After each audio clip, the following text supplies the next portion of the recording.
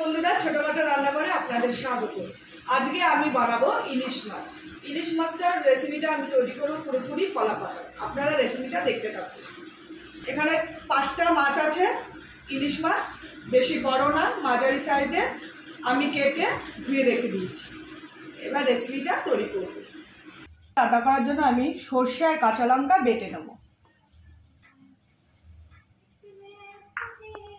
তার সাথে একটু লবণ দিয়ে দেবো যাতে তিতা না হয়।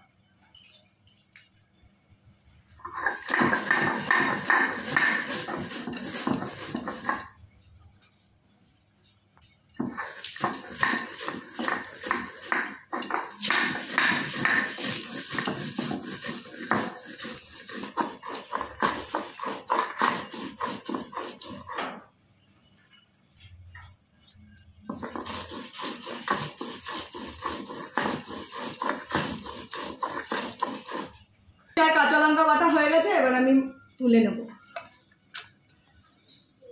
এভাবে আপনারা শিলে বেটে খাবেন, পাতুরি খুবই স্বাদ হয়, টেস্টি হয়। এখানে আমি কলা পাতা নিয়েছি, কলা পাতায় পাতুরিটা বানাবো। কেটে ধুয়ে পরিষ্কার করে রেখেছি। এবার মাছগুলো আমি এর উপর সাজিয়ে নেব, কলার পাতার উপর সাজিয়ে নেব।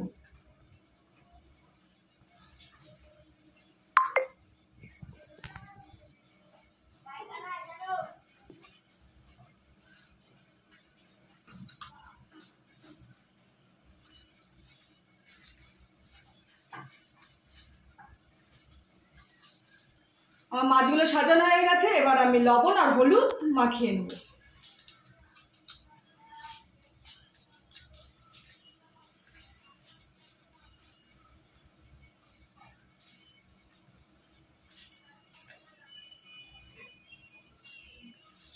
এবার দিয়ে দেব সর্ষের তেল, দিয়ে দেব সর্ষে আর কাঁচা লঙ্কা বাটা।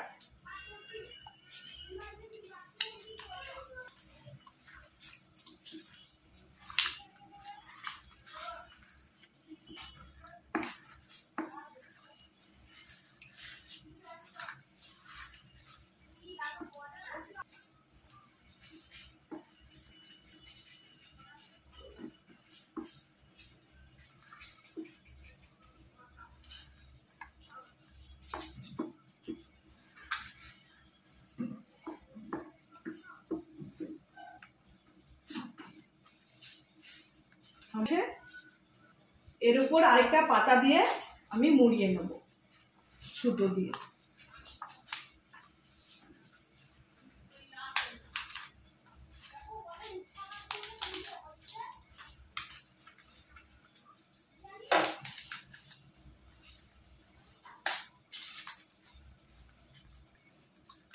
এবার আমি সুতো দিয়ে মুড়িয়ে নেব কলা পাতা।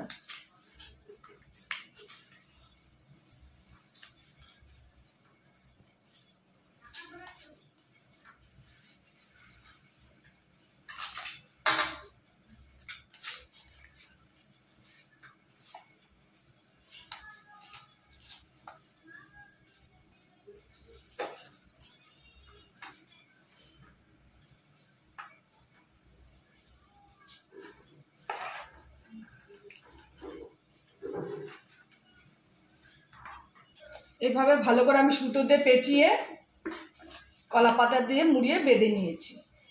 এবার একটা চাটু আমি গরম করতে দেবো, চাটুর মধ্যে আমি বসিয়ে দেবো। একটা চাটু আমি গরম করতে দিয়ে দিয়েছি, এর উপর আমি কলা পাতাটা বসিয়ে দেবো।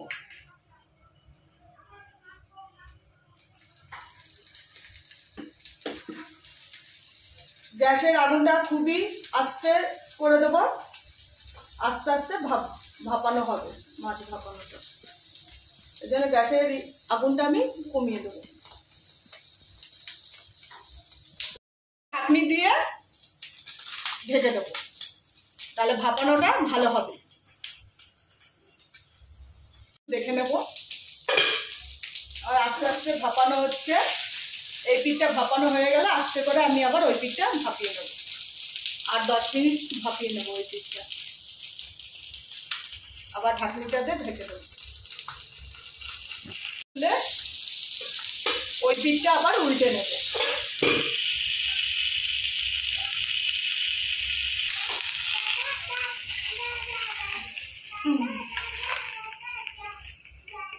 উল্টে দেবো।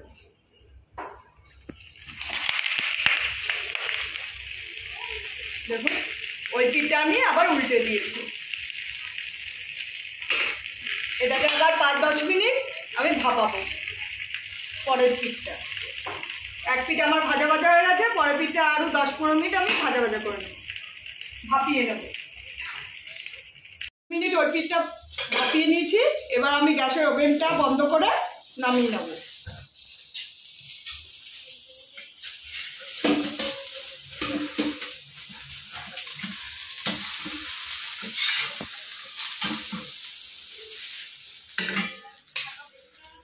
দেখুন বন্ধুরা, আমি নামিয়ে নিয়েছি কলা পাতাটা।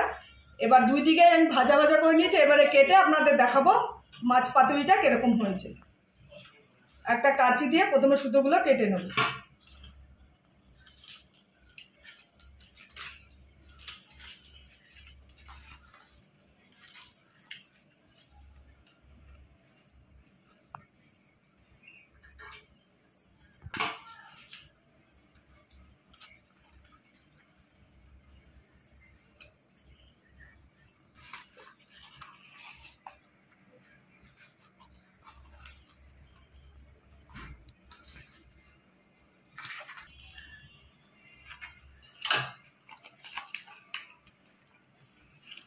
কত সুন্দর মাছ পাতুরি আমার হয়েছে, ইলিশ মাছের পাতুরি কলা পাতায়।